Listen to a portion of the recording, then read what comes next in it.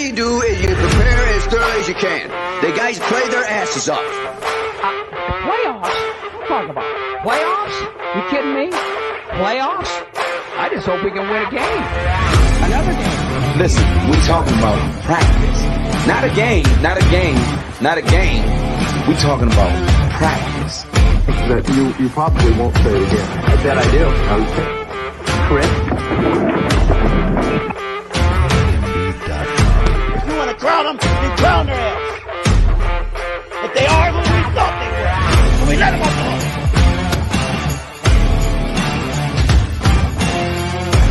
5, 4, 3, 2, 1, 0. Gather around, Skull brothers and sisters. This is Skull Rants, brought to you by Minnesota Sports Talk. It's my turn today. I got some rants. I want to tell you about the Skull. Let's go. You can follow me on Twitter, TikTok, and Facebook at Skull World. I'm your host, Dave. Let's go. Let's Skull.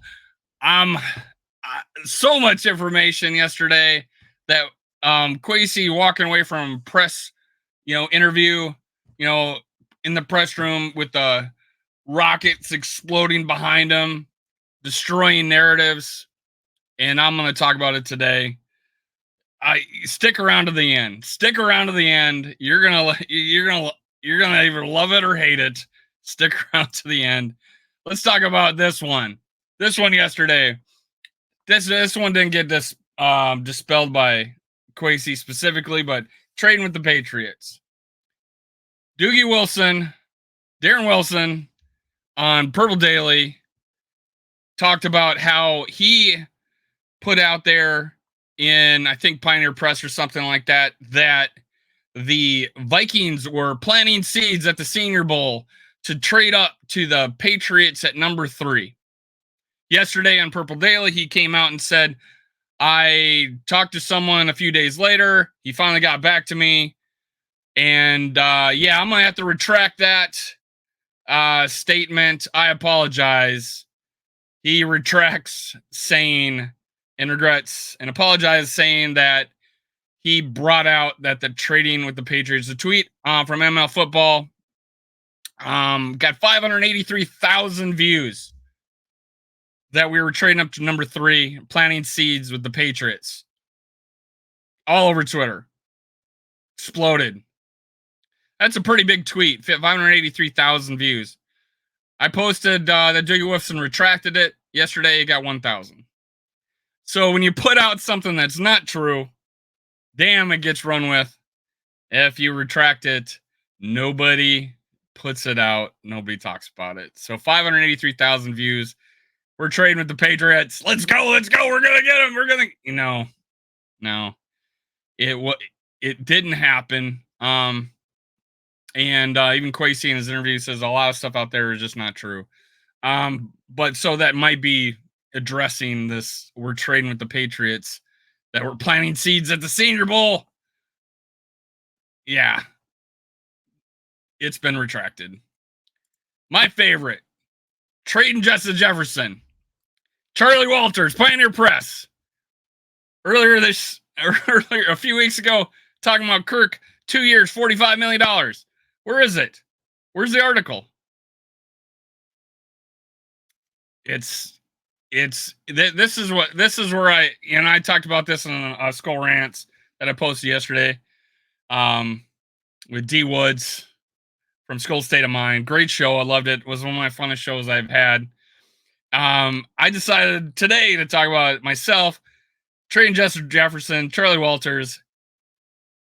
You have the legacy.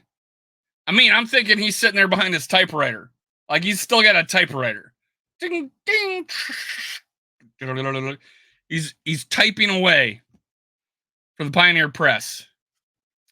And his articles that apparently he says stuff about the Vikings, the 2 years, $90 million, led to a Twins article. So he mentions the Vikings in a heading that has the Twins.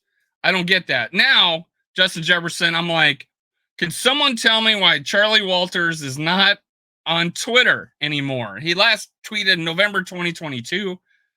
Yeah, 2022.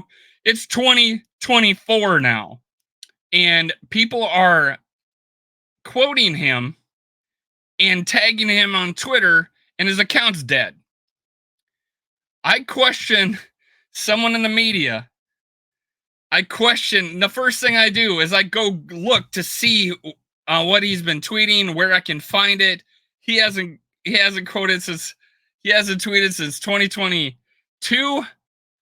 I'm like, okay, why would a guy in the media that his job requires him to get traffic to his work, to sustain his ability to be a creator, to do something, to write, to be a writer, and not use Twitter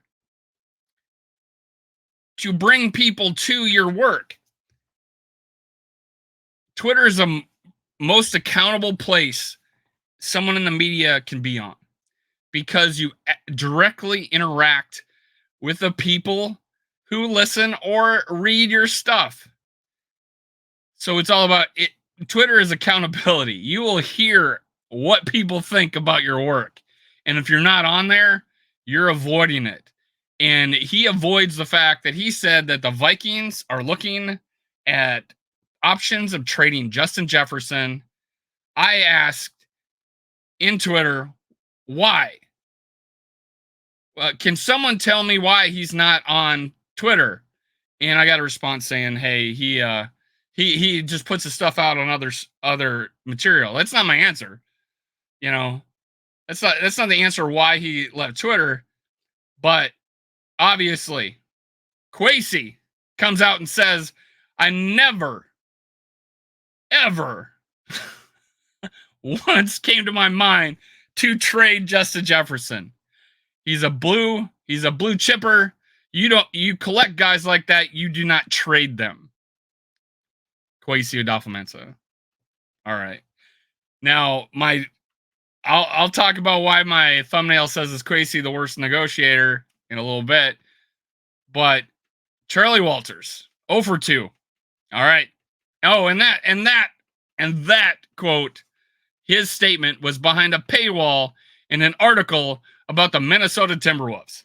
All right. Moving on. Bill Barnwell. Kirk Cousins, $51 million, 3 years. $51 million a year is what it's going to take.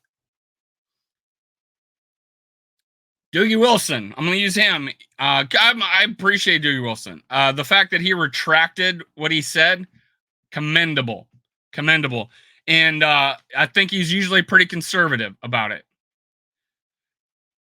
So Doogie Wilson said that Bill Barnwell said this, but he also went on to a show and said that Kirk Cousins is going to be re-signing with the Minnesota Vikings. All right, Kirk Cousins, $51 million a year, is not re-signing with the Minnesota Vikings. So you either don't know Minnesota's situation or you're talking out of your butt. And Bill Barnwell says $51 million a year, which is true. That's probably what he's the market is for a quarterback his caliber. He'd be like top 5-7 quarterbacks at $51 million. And when everything's said and done and everybody extends and re-signs and stuff like that. But to say he's going back to the Vikings, then you got to be kidding. No, Kirk Cousins does not come back to the Vikings for $51 million a year. He's not a Viking anymore. So saying that is kind of crazy. Another thing Doogie Wilson said on the same show is that someone who knows Kirk Cousins says he's gone. He just say, I'm not going to name the name. I'm not going to put his name on, but someone who knows Kirk Cousins says he's gone. This is the second time he said that. I heard him say that. So according to someone who knows Kirk Cousins, thinks he's gone. All right. So moving on from that, cap space increase. I've been told the cap space increase raised every team. Everybody got more money. Okay. True. But also that everybody getting more money means all the players will be making more, and it don't matter. And I'm going to reiterate, if you haven't heard this before, that if we wanted to re-sign Danielle Hunter and we had $25 million, And we wanted to sign him and that's the only person we wanted to re-sign. And we're going to extend him for $25 million. Oh, now the cap goes up to 37.9. Danielle Hunter now is not 37.9 million. It doesn't work that way. He's not going to all of a sudden demand the rest of our cap hit. Okay, so that just doesn't make sense. So yes, Justin Jefferson might have a little more. Hey, you guys got a raise. Let's tack another this on there, or maybe be a little more flexible with the guaranteed money. Things like that. Players will be able to get paid more. But you know who it helps the most? Veterans. The NFLPA made, I believe, a huge mistake and negotiated a veteran minimum. So veterans make more than younger players, non-veterans. So what does that do? If you got a player that's a veteran and you have to pay him, let's just use $500,000, and you got a younger player where you can pay him $400,000, and they're pretty close, who are you going to sign? The cheaper player. And there is a lot of veterans. That's why you see veterans on the free agent market that can't get jobs because they got to be paid more. They have to be paid more than the younger players. Even if they wanted to, hey, 400, I'll take it. I'll take 400,000. No, I can't pay you that. I have to pay you 500,000. That's why we're not going to pay you. And unfortunately, that's a problem. But increasing the cap space gives a little bit more money to where we could get the better player. It's just going to help out people. And people, I think someone who's a little closer to the cap issue gets a little more benefit. Than someone who already has a crap load of cap room. So I think people closer to the middle, it helps a lot more than people on the extremes. It helps the Saints. They're negative $60 million, right? But that just gets them a little closer to zero, right? For us, it gets us up there, allows us a little more leeway to re-sign the guys that might be leaving or getting a someone, a veteran rather than having to go with a young player. Let's talk about Kwesi and his negotiation skills. All right. Kwesi and his negotiation skills. I'm going to lead off with this, something positive. Because I think it speaks volumes. Kwesi in his news conference said, I promise these players not to talk about negotiations publicly. Not to put it out there. We don't do that here. That will explain everything. And when he says, yeah, I've seen that stuff, all that stuff is not true. Most of that stuff is not true. Why? Because they came in and built a culture. Players want to play here. Players want to come here because the culture. What we built in Minnesota, the number one NFLPA destination for free agents last year, according to them, the place that free agents should go, the Minnesota Vikings, and they listed all the reasons. And I can tell you one, and it's because of what Kwesi philosophy and negotiation is that he does not negotiate through the media. So all these things that come out, I don't see source close to the negotiation says. Source close to this says. You don't see that. You see speculation, and that's all you see. So everything coming out, Danielle Hunter says, whoever pays me, he said that at the Pro Bowl. Or best situation, something like that. Yeah, he's negotiating through the media, but you're not seeing Kwesi doing it. You're not seeing leaks close to the Vikings. You're not seeing that because it's not happening. All right, you're seeing Doogie Wilson's mutual acquaintance of Kirk Cousins talking about whether he's gone. You're not talking about source close to the negotiations. No, you're talking about someone who knows who someone is. So not to harp on Wilson, he's lighthearted about it. He's not saying, hey, I guarantee this. This is a trusted source. He's just saying someone knows. Daniil Hunter, negotiations. Kwesi says that we hope we can meet in the middle. Daniil Hunter is someone they want to keep. The cap went up $13 million. We are closer to getting Daniil Hunter back as possible. I want him back. I think we're pieces away. I think we're pieces away on that defense from being getting up there to being a consistent top 15, top 10 defense. We got 2 years of really nice cap room to make it happen. Let's go. My last Skull rant was let's make a run. Skull State of Mind says we can make a run. He has the same viewpoint as I do, is that we rebuilt, we turned over this roster almost 85%. I didn't do the math. Now we can put the pieces together to close up the gaps and go for it. And we got 9 picks this year. We got more next year. We got 2 off seasons. We got more cap than we've ever had in the last 6 years. We almost have no excuses not to build this team right, even if we extend Justin, even if we re-sign Daniil Hunter, and even if, God forbid, we bring back a quarterback, Kirk Cousins. Justin Jefferson negotiations. I already talked about we're trading him. No, he's never. Kwesi says he's never once thought of trading Justin Jefferson. Is Kwesi a bad negotiator? He just gave away leverage. He just 100% gave away leverage. Hey, if we don't get this done, we're just going to have to trade you. Leverage. That albatross would be hanging over the neck. Now, Justin Jefferson could go, hey, you just told everybody you're not trading me. I want $5 million more a year. I want $1 million more. I want $500,000. I want $10 more a year. No, I am going to trust everything that is said to me by Kwesi until he proves me wrong.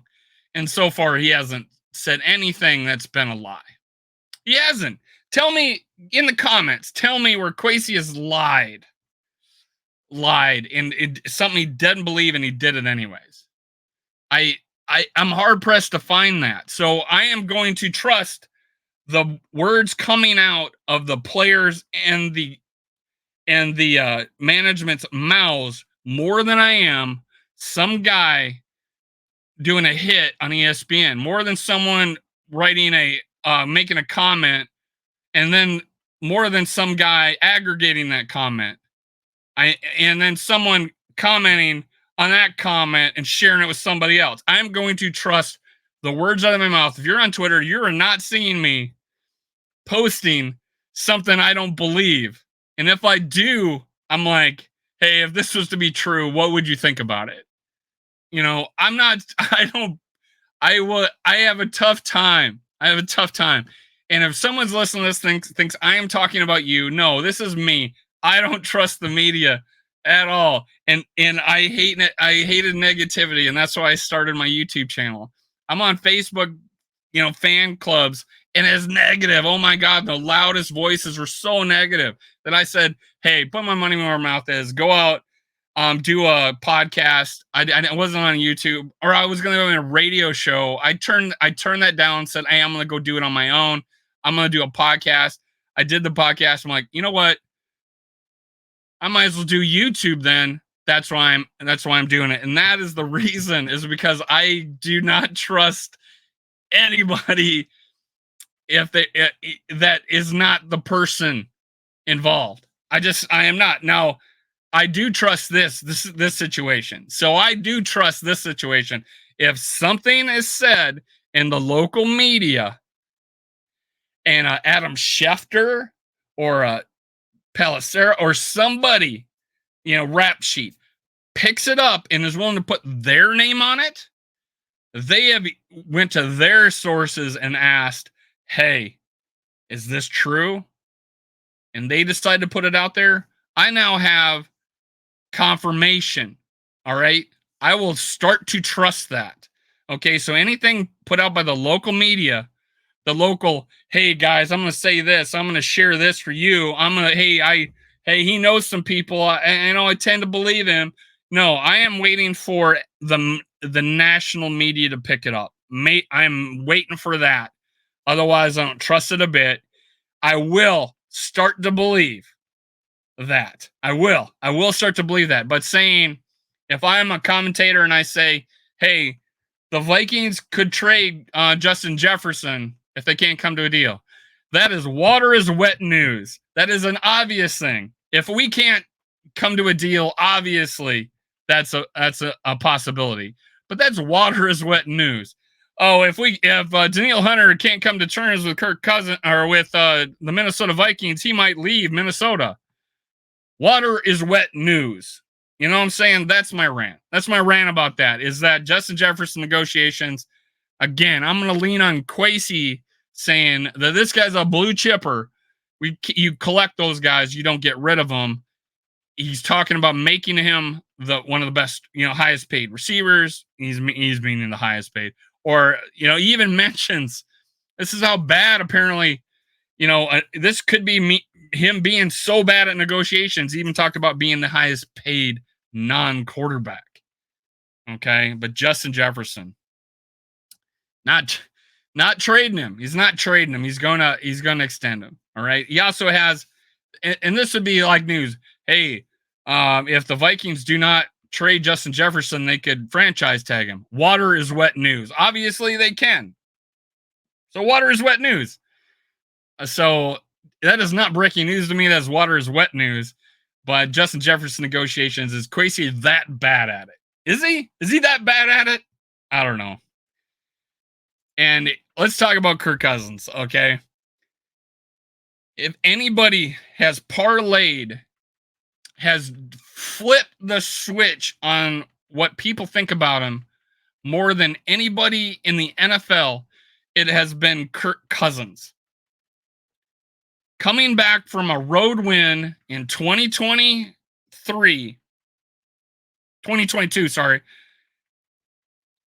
players on the team put their gold chains on Kirk Cousins, and he's shirtless doing this. And we go on to win 13 wins. He sends the NFL record, eight come from behind, or ties a record for comeback wins with 8. Be tough to beat that. It could be done, but be really tough to beat that with the 31st ranked defense. He parlayed that into appearances all over the media. He parlayed that into being on Monday Night Football at the Manning Cast. Huge reach. He parlayed that into being finally invited to the NFL honors and went on stage and sang. He parlayed into that. But what boosted that more than anything is he had the foresight to allow NFL Films and permission with Netflix to put out The Quarterback. Even though Patrick Mahomes was probably the star of that show, Kirk Cousins was 1B in that situation. He wasn't Mahomes winning the Super Bowl, great story, but 1B, 13 wins, and the way he played, and us seeing him in pain against Buffalo and the comeback against Indy, and he's doing all of this injured. People come up to me, I wear Vikings gear all the time, come up to me and said, did you see Netflix? I'm like, of course I did. I have new appreciations, and I'm not blowing smoke up your butts. I do Uber also. Right now, I am fully doing Uber. I was laid off in January, and I'm doing Uber fully 100% right now and doing YouTube. That's all I'm doing. So I have Viking placemats. I have a Viking front license plate that says #1 dad, and everybody comes in, Vikings fan. I don't know if I can get in this car. That's why I do it, so I can talk about sports with people. And I've met people that way, and I've met an insider that way. I've met minor league baseball players who are talking to him. You know, I've met a couple low on the totem pole fringe NFL players that way. I've met Jimmy Garoppolo's roommate in college that way, you know, because they start talking to me about sports, and I'm like, I played for so-and-so when I was a freshman. I was roommates with Jimmy Garoppolo, and I got to learn about Jimmy Garoppolo in college. So I do that, and people will come up to me, Netflix, man, I love that show, and anybody who's seen that, it talks to me about that, said they had a new appreciation, or hey, I didn't know about Kirk Cousins, or hey, I didn't know he did this. He parlayed that. And he did this before, and it didn't like take off completely. He had cameras follow him or talk to him or follow him around when he was negotiating with the Jets and the Vikings.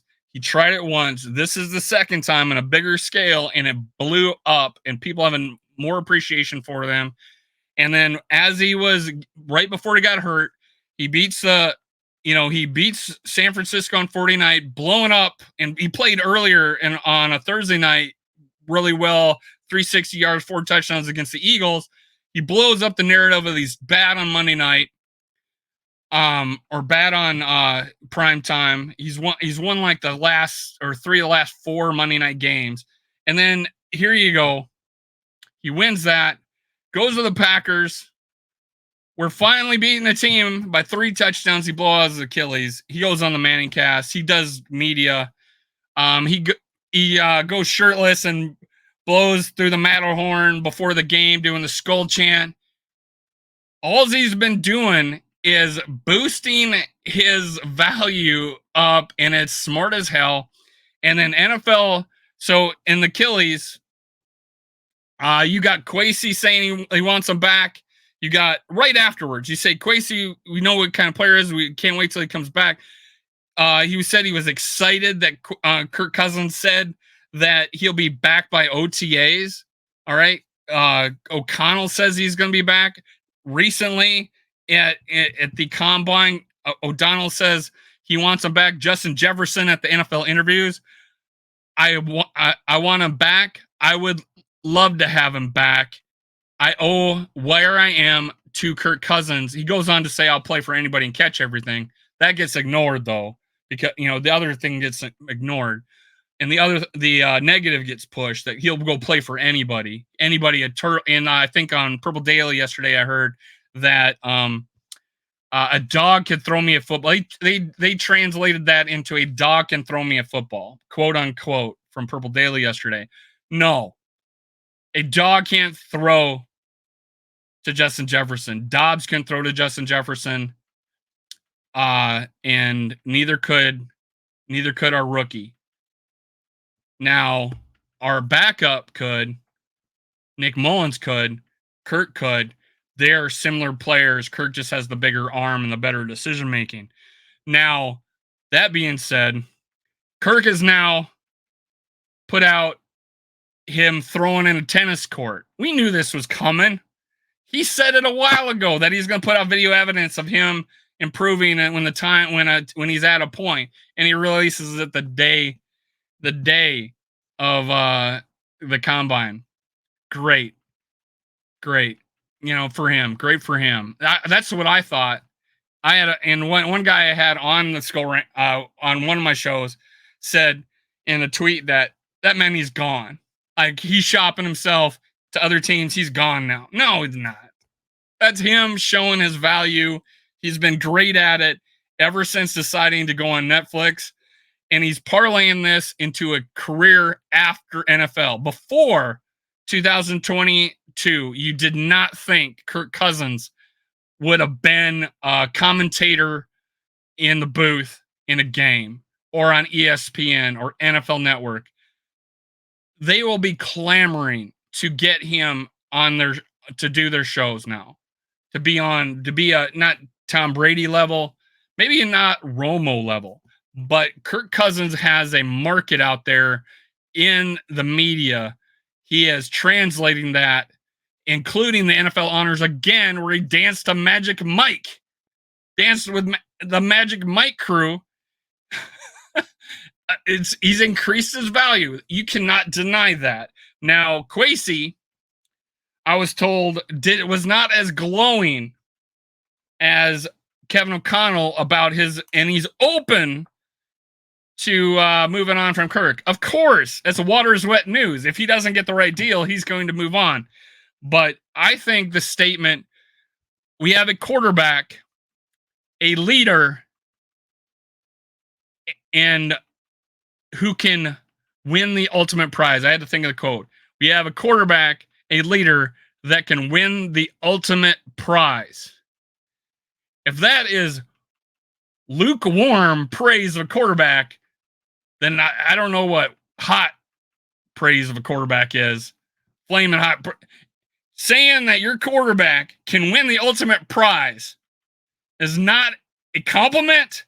No one's posting that. No one is posting that except for a guy that's really in love with Kirk Cousins. We all know who we're talking about, Joe Spinoza. But that video is there. It's real. It's in his interview. Kirk Cousins is we have a quarterback that is a leader and can win the ultimate prize. And we want him back. So if you don't like him or you do like him, you got to admit that is either A, the truth, and he legitimately has the culture, Kwesi, that he negotiates in private, and he's not afraid to talk praise about the guys negotiating with, that he's not shooting himself in the foot because they have a mutual understanding, or you think Kwesi sucks at negotiation so bad that why would you say to a guy you're negotiating with, he is able to take you to the ultimate prize? Think about it.